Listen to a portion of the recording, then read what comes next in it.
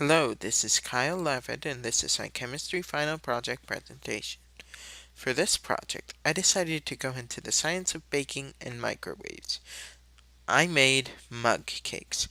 Mug cakes are exactly what they sound like, cakes that are baked in a coffee mug, in a microwave.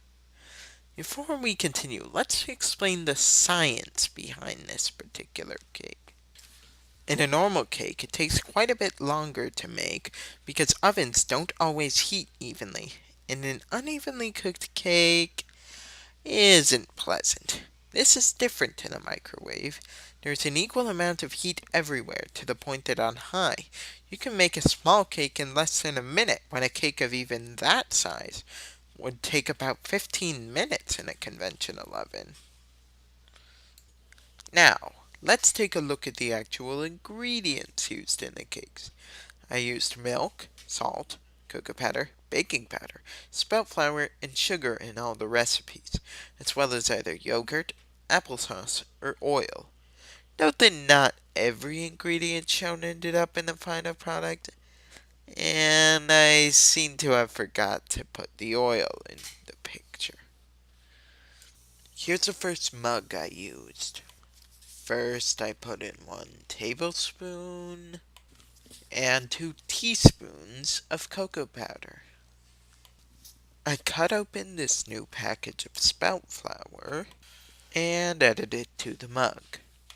Next up is the salt, and then I opened up the sugar and added that in.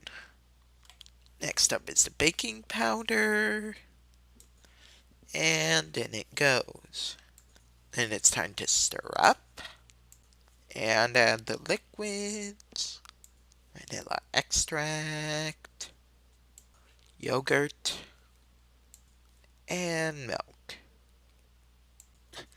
Here's the liquids added, and after stirring and going into the microwave for about 50 seconds, we've got our final product.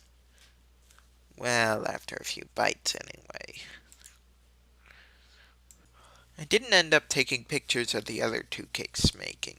It was essentially the same process, but instead of yogurt I used vegetable oil and applesauce.